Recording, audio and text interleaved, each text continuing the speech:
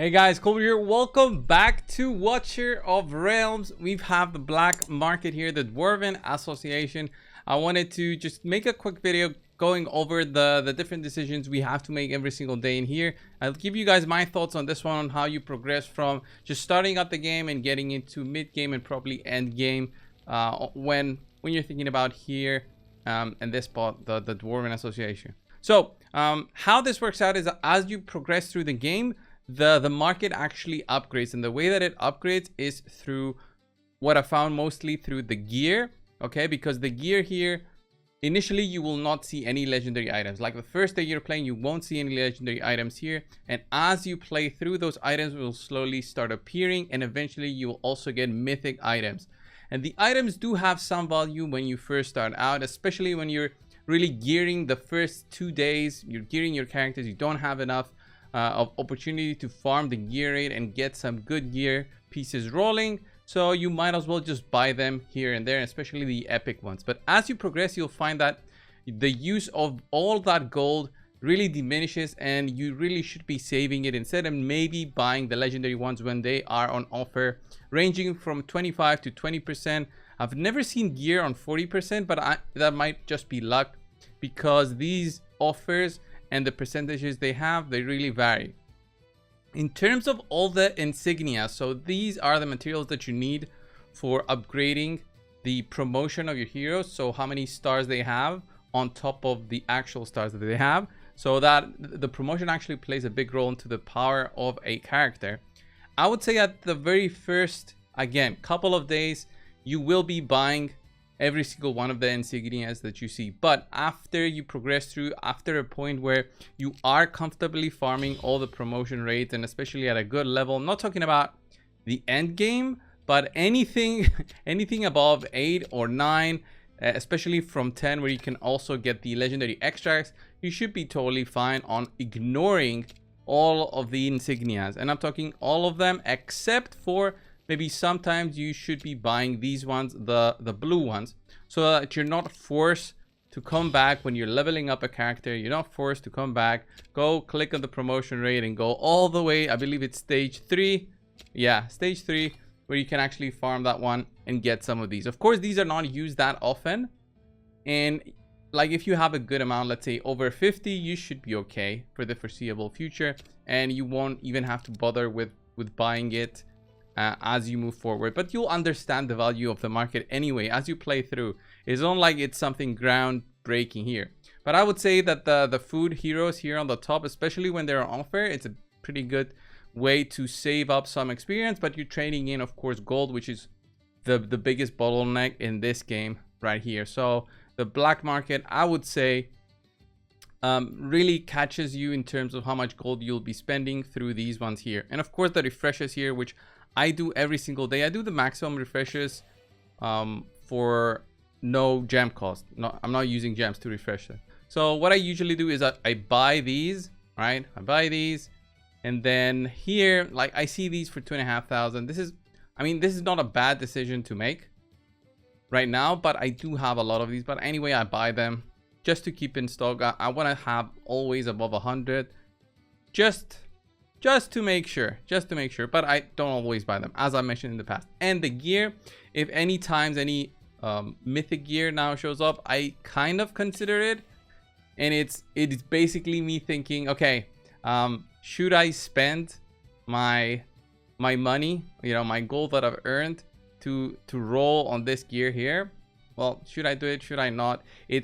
I'll give you guys an example of this one right here. It's 25,000. If I sell it, it's going to be 5,000. So that 20,000, the difference, it's a gamble. Do I want to use up that energy to potentially get this item here? And will it roll well? Will it not roll well? I don't know. I wouldn't recommend it, especially if you're low on gold, because you can just go and straight up farm it, so you don't have to basically lose gold. Because if this rolls bad, you just lost 20k. Okay, you just lost 20k gold for basically nothing. But it's the RNG, it's the randomness of all the gear with these types of games. So here on the top, I'll buy the 2-star. I won't buy the 1-stars, although I do need to build a couple of 6-stars. So I'm gonna run out of this, but I will also farm for these through the XP rate. So this is kind of a tough decision to make when buying the food. It all depends on how much XP you already have available farmed through the XP raid, but also how you see yourself pushing through the next couple of days. So here there's also another obvious choice, which is the huge stamina potion. This can be at a 25% discount sometimes, but even the 20% is still worth it, because if you compare it to the 60 gems, 48 gems, you still get 200 energy, which is very good trade-off, I believe. And let's just gamble for this mythic gear and see if it was worth it. So I can't sell it.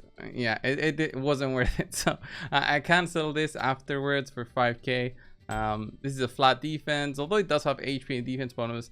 The level 12 and level 16 makes me not gonna even bother, because, well, I'm not gonna have any use for this kind of gear. But it would have been the same if I just ran 22 energy. All right. So let's carry on, do some more refreshes. I do the refreshes. I do even the 500 and 1000, as I've mentioned, because I do think it's kind of worth it. I'm not going to buy this, the gear now. And I think the gear is very, very obvious on whether you'll need it or not, on how much comfortable you are in farming mythic gear also. But I do think that these only pop up once you reach a point where you farm all the stages that give you mythic gear, but I'm not exactly sure when that happens. And there's another obvious thing, the 70 gems for one summon. Of course, buy it, guys. Instead of spending 88, you spend 70. It's a very obvious choice again. I'll buy the food at the top, the food heroes. Again, 70 gems. Wow, it's looking great. I don't know if there's a limit every month on how many of these pop out, but personally, I don't think there's a limit, because I've been playing for just under a month, 2.5 weeks, and it doesn't seem to stop. I always get like one, maybe every day. And today, I think I had 4 or 5. So auto fights, me personally, I don't want to buy them, especially with gems. Maybe if you are a spender at the start, maybe you don't want to summon anymore and you have lots of gems, you want to consider the auto fights. But honestly, it's very personal preference, and it also depends on whether you have, let's say, the privilege card, which gives you some auto fights every day on top of whatever we get for free. So 10 auto fights can be good, but these get offered for gold instead of gems. So if you want to make that trade-off instead, so 16 gems, which if you value it as gold, I believe 60 gems is 200 energy, right? If you think of it like that, then the 200 energy will be what, like 5 or 6 rounds in the gold rate. If you do it on maximum plus a gold card, you'll be getting like 50k per run. So that's 250k for 200 gems. It's very well worth to go for the gold version of this offer when it's in the store instead of buying it for gems. So think of it as, instead of using the gems, I'll use energy, which you also get for free from just you know, when it slowly accumulates as time goes through. Yeah, let me buy that one as well, the endurance one. And let's continue. I don't buy the rares here when they pop up. It's usually this guy here, Cook. He's supposed to be very good for clan boss, although personally myself, I don't need to use this guy anymore. I'm guessing new players out there have this one as an offer and might consider him for damage. He's also used for one of the fusions, so I mean, if you don't have him, might be a good investment. I do use him now though on the arena. It's a single target arena rotation, so I do use him there. So the auto fights here, I do think when they're on offer for gold and you're running low on these, go for it and you should be okay. There's some gear here, again 25k. Let's gamble for it. Again, this is, you're gambling basically 20k gold for a potentially good item, right? Is it worth it? Is it not? Again, it all depends on how much gold you have. I don't have much gold, but rings, they can be crit rate rings or attack percent, which is huge for my damage dealers, which they are all lacking, you know, the perfect pieces of gear because I'm still growing the account. So defense bonus, defense, HP, attack speed, not bad. I would prefer HP bonus here if this was offered for an item, but overall not a bad ring. Defense bonus can be good if you're looking for high defense on a hero. who benefits more from defense rather than health. Usually it's heroes that maybe boost up their health through maybe an ultimate, so having high defense also helps them as well. Yeah, let's continue. Well, this is the shop. I've run out of the refreshes, even the gold refreshes for 1,000. It's all right, but this is my thoughts on how the black market works. The Dwarven Association overall has some other shops. The guild shop, which I think there's some obvious choices, but the majority of guilds out there at around level 4. I haven't seen, I believe, a level 5 guild yet, at least on the global server, which I'm on. I always buy the rare summons here, which is costly, but if you do your dailies, your guild dailies every day, you should have around the 400 of these coins. I don't buy the psychic here. I don't think it has any value, because you can very quickly farm for this. And if you compare it to the 450, which is for the gold bonus, what I do is, if I know I'll be farming gold for a whole day, I just straight up buy this one. But for now, I don't see the reason to really go crazy with gold yet, since the gear that I've been farming doesn't have those crazy rolls that would justify, you know, that 500,000 per item to get the level 16. And there's also no event for leveling up the items just yet, but there will be one soon. I think so. I think in the next 5 days or so. Then the arena shop has some very good items here. This is surprisingly very well designed in terms of the decisions that you have to make, because there's some things for everybody here, and I love it because it makes it extra special when you do spend your arena tokens. The arena tokens, it's not like you can get unlimited every day. You can do like 5 fights, and then you have to wait 1.5 hours or 2 hours per fight that you can do, which gives you 3, I think, of these tokens. And then you have to make big decisions. I think the easiest one is obviously the summons, which I do buy every day. The stamina is also good value because this refreshes every day. And then there's some other choices which have a much longer cooldown, such as the legendary summon here, which I did purchase last time. Didn't get anything, but it is like a choice that you might need to make. There's the ancient summon as well for 400. I still haven't bought that one because I was thinking of buying this one to level up my skills. Again, I'm still thinking about it. And then we have the legendary skill dust and the epic skill dust, and of course the epic skill crystals. All of this have value depending on your account, and you have to see it very with a way that you understand, okay, I need to level up the skills of my epic heroes. But then the epic skill dust and the epic skill crystals will be way more important than the legendary ones, because they have a different price point. Okay, not so much different though, 30 comparing it to 50, so have that in mind. Although you will get stuck on the legendary heroes, on these ones are very, very hard to get, comparing it to the epic ones. At least for my own experience, I haven't maxed out a legendary yet, although I have maxed 1 or 2 epics so far.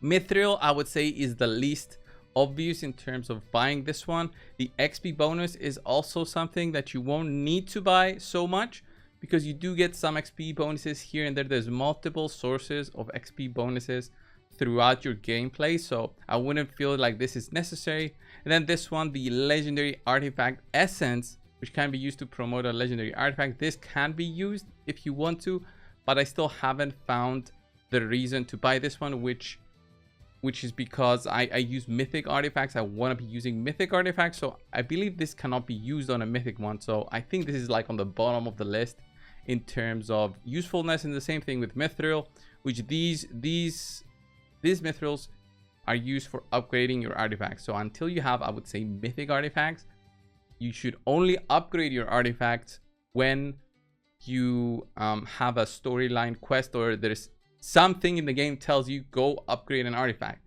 If there's nothing that tells you, don't go and do it, because these take up a lot of, well, both the arena tokens, but also normally when you farm them through the artifact material raid, which is a difficult one. I did post a video the other day though.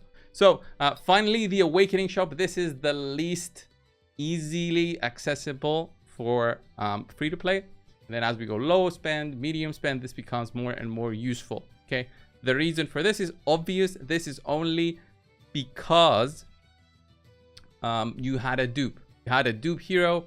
That dupe hero was sold and you got these tokens back, which I believe you get 100 for one dupe epic. So I had 12 dupes that I didn't specifically want to use for awakenings, especially Midan. Midan I had so many copies of. I took her to 5, awakening 5, and then it was like no use. So yeah, I had lots of these, but I still, as you can see, I still haven't bought anything because this refreshes in 4 days.